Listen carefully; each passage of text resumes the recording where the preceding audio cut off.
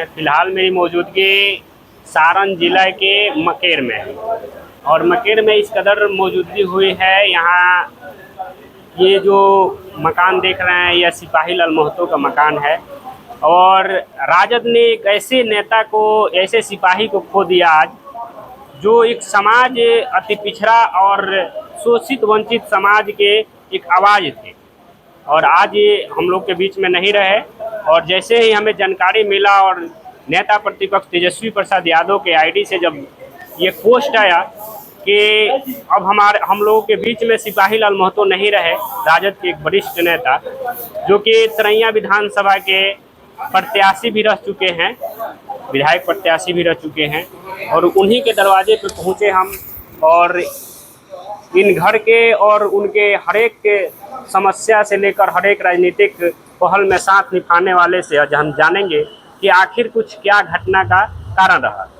ये ड्राइवरिंग तो करते ही थे लेकिन सर के हर एक दुख सुख में साथ निभाने का काम किया करते थे।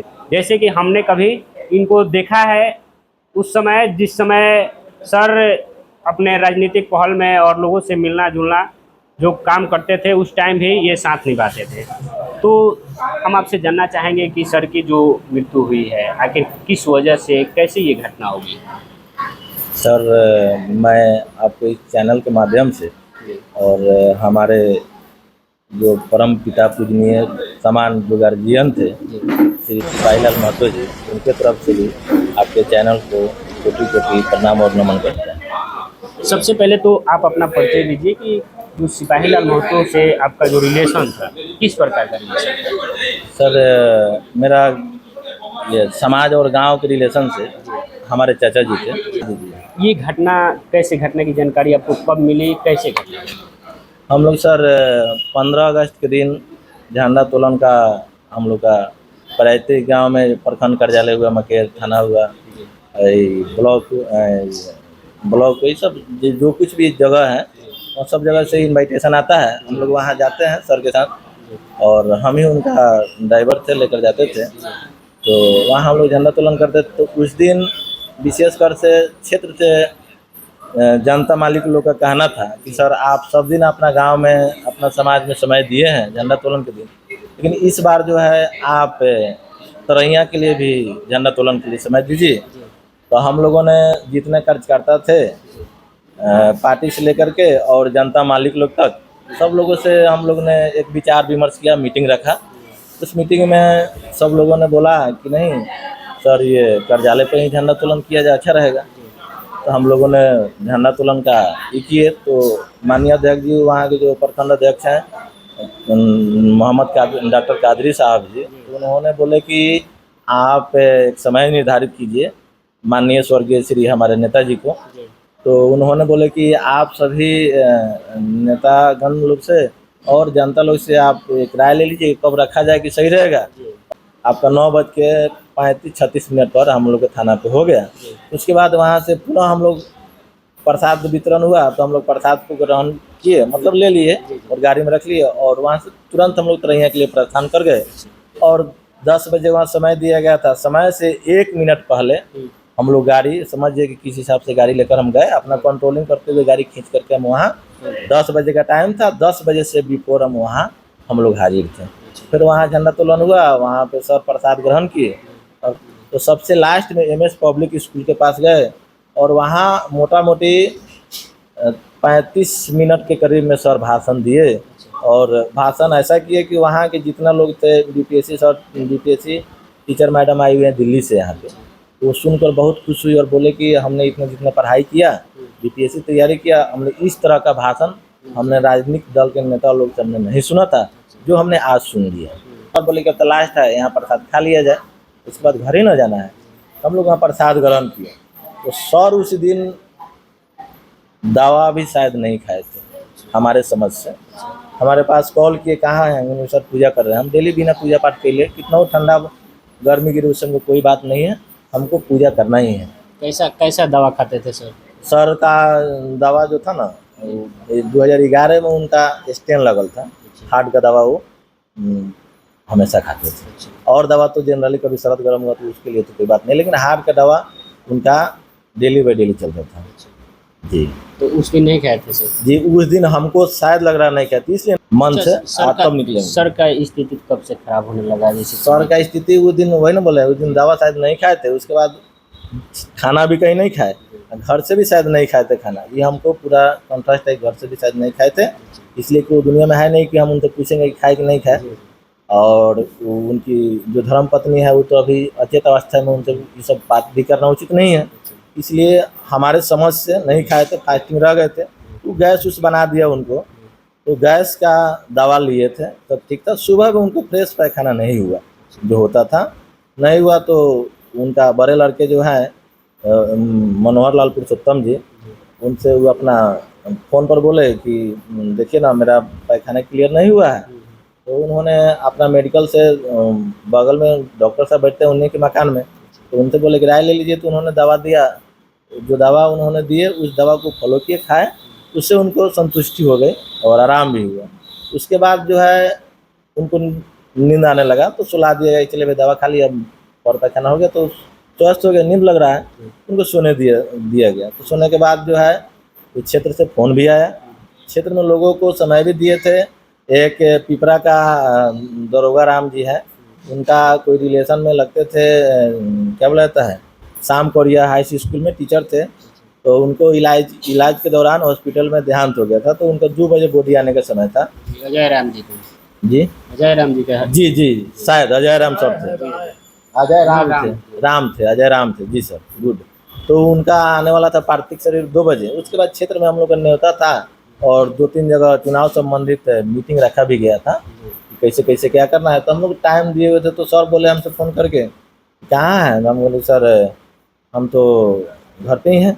तो 1 बजे हर हाल में चल आना है, से 1 बजे से यहाँ से गाड़ी खुल जाएगी, 2 बजे में पार्थिव शरीर रहेगा, उसके बाद वहाँ से जहाँ जहाँ टाइम दिया गया सब जगह चलना है। हम लोग एक्टिव थे। 11 बजे दिन में बगही के सुभाष यादव है, राजद कार्यकर्ता है और बहुत ही सराहनीय कार्य करता है, और ऐसा बात नहीं है कि हम लोग के साथ थे, पार्टी के प्रति बहुत एक्टिव आदमी है वो, और रहते भी हैं भी। तो वो फ़ोन किए कि ऐसा ऐसा बात है सर क्षेत्र में, आपको मालूम है? तो सर हमारे बोले 11 बजे कि ना हमको मालूम है, और टाइम भी हम दे चुके हैं, वो लोग भी बोले हैं 2 बजे, तो वो बोले कि हमको भी मालूम है कि 2 बजे बॉडी आ रहा है। तो सुभाष सर हमारे पास भी फ़ोन किए थे कि सर को बोल दीजिएगा 2 बजे बॉडी आ रहा है। तब तक हमने सर से जानकारी लिया, तो सर बोले कि हमको जानकारी ऑलरेडी है, वहाँ चलना है आपको, हम 1 बजे इसीलिए बोले हैं जाने की। उसके बाद जो है 11 बजे तक बात किए हैं, सब कुछ किए हैं। इनका एकाएक 12 बजे के बाद हार्ट अटैक वाला लक्षण इनके पास आ गया है, और 1 बजे के करीब में आँख से दिखाई देना बंद हो गया है। तो लड़का लोग को जानकारी दिए, अपने पत्नी को बोले कि देखिए बोल दीजिए, सब बैंक चलता है घर के बगले में, तो सब लोग यहीं रहता है, स्टाफ लोग भी है, 20-25 स्टाफ है बैंक के, तो उन लोग द्वारा अपने पत्नी के द्वारा उन लोग को जानकारी दिए, तो सब लोग बोल दिया, तो सब लोग दौड़ करके आए, देखे तो बगल में जो डॉक्टर साहब बैठे हैं वो देखे, फिर तो बोले क्या कि दवा जो है दे दीजिए, और आप लोग नहीं हो तो दूसरा डॉक्टर के पास जाइए, फिर रहेगा सुंदर रहेगा, इसलिए कि इनका तबीयत ज़्यादा खराब लग रहा है। उसके बाद जो है इसी पीरियड में हम लोग अपना गाड़ी से ले जाना सोचे इन लोगों ने, हम तो घर पे नहीं थे, तो उनका लड़का लोग थे, तो वो लोग गाड़ी से ले जाना चाहा, तब तक उनका जो है क्या बोला जाता है, स्थिति गाड़ी से जाने वाला नहीं था, तो एम्बुलेंस मंगवाया गया, 15-20 मिनट लगा, उसी बीच में सेंसलेस भी हो गया। ओनली फॉर जो है अपना वो बोल रहे थे, किसी का ना सुन रहे थे ना कुछ भी। क्या बोल रहे थे? वो बोल रहे थे कि हमको जो है बाथरूम कराइए और पानी पिलाइए, आँख से दिखाई नहीं दे रहा है, बस 3 लकार उनका था, और आखिरी सांस तक उन्होंने यही 3 लकार के साथ बोलते रहे दुनिया को छोड़ गए। हॉस्पिटल तक भी, हॉस्पिटल का डॉक्टर साहब लोग भी बोले कि आप प्यास लगे पानी पीजिए, तो सेंसलेस थे, वो क्या समझ रहे हैं। तो डॉक्टर साहब लोग को बताया गया कि सेंसलेस हो चुके हैं। कौन से अस्पताल में लेकर गए? इनका सीधी हॉस्पिटल पटना पहले ले गए इन लोगों ने, वहाँ से जो है फिर रेफ़र कर दिए, तो मेदांता में जो है 7:30 बजे शाम के करीब एडमिट हुए, और उसके बाद एडमिट होने के बाद इलाज के दौरान जो है 8:30 बजे के करीबन 1-2 मिनट इधर उधर दुनिया छोड़ गए। कौन कौन लोग आए थे आपके? जो आप तो सब किसी को पहचानते हैं, कौन कौन लोग अंतिम संस्कार में? क्षेत्र के जितने भी हम लोग का, और हमारे स्वर्गीय श्री आदरणीय गार्जियन श्री सिपाही लाल महतो जी, जितना भी जनता मालिक लोग थे, सब लोग आए हुए थे। और जितने भी पार्टियां हैं राजनीतिक दल का, तो सभी पार्टियों के लोग आए हुए थे। और यहाँ तरैया जहाँ से हम लोग चुनाव लड़े भी थे, गार्जियन हमारे, और तैयारी भी कर रहे थे, वहाँ का माननीय स्थानीय विधायक जो हैं वो भी सर्वप्रथम आए हुए थे। वो भी अपना जो है क्या बोलाता है, थाना के आगे बाईपास से अपने कंधे लगाते हुए रेवा घाट तक गए। अंतिम दाह संस्कार में हवन उमाद भी जो किया जाता है विधि व्यवहार हिंदू धर्म में, वो भी किया है। और जितने भी पक्ष विपक्ष जो कोई भी थे, ये कोई नहीं उस दिन देखा कि हम किस पार्टी से हैं, चाहे इनके विरोधी हैं, चाहे क्या है, इनके अगेंस्ट में चुनाव लड़ रहे हैं, कोई नहीं देखा। सभी लोगों ने आए हुए थे यहाँ पे। नेता प्रतिपक्ष तेजस्वी प्रसाद यादव कल किए थे, क्या कुछ बातचीत हुई सर? माननीय नेता प्रतिपक्ष श्री तेजस्वी यादव जी का फोन आया हुआ था, तो हमने रिसीव किया।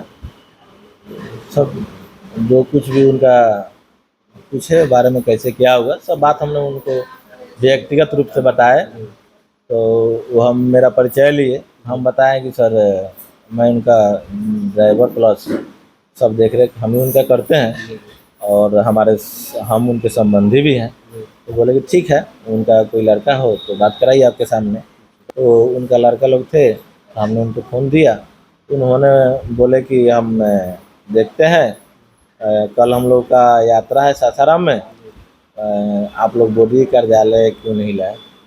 हम लोग बोले कि सर ऐसा ऐसा बात था, इसीलिए सर इन लोगों ने ऐसे नहीं समझ पाए, इसलिए कार्यालय नहीं ले जा पाए। तो बोले कि ठीक है, कार्यालय नहीं लेकर आए तो आप लोग जो है क्या बोलता है, अभी कुछ ना कीजिए, हम जो है मीटिंग करके बताते हैं कि कैसे क्या करना है, उस हिसाब से इनका अंतिम दाह संस्कार किया जाएगा।